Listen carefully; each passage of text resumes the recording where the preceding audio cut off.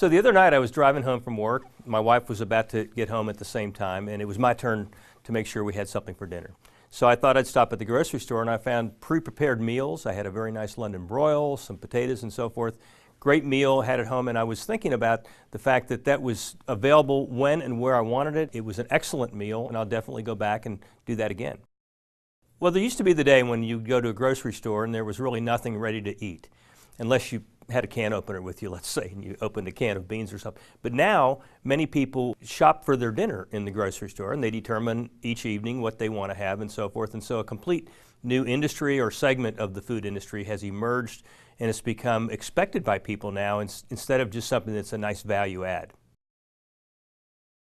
I would say it was a customer-focused endeavor in the sense that somebody behind the scenes spent a lot of time trying to determine what I, as a consumer, would like to buy and when and so forth, and that's the reason why it was available when and where I wanted it. The meal we were eating was actually the result of successful execution of a complete supply chain approach, because we had quality food, packaged properly, very enjoyable, available right time, right place. But if you think of all the types of value that need to be created to accomplish that, it's really an awesome undertaking in terms of the capabilities of the supermarket. Some of those capabilities, first of all, is to make sure that you've got fresh product, and anytime you're dealing with food, you've got to have control over the supply chain from its earliest point of origin to the store, actually, and then to the consumer.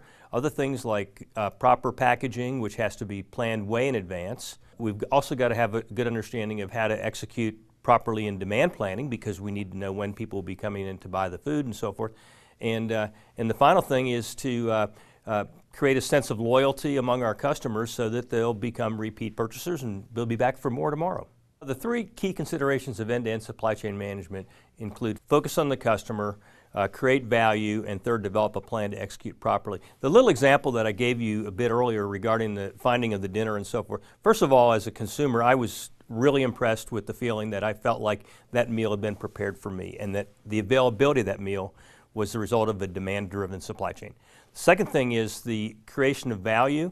For me, it was just a great thing to find dinner without having to spend the time to prepare it, and the quality level was actually kind of a bonus. We both enjoyed it very much. The third thing is we began to think about all the activities and processes that needed to come together in order to have that meal available when and where I wanted it. It looks kind of simple in the store, but there's an awful lot of other things that have got to work effectively well together to make sure that that's fulfilled.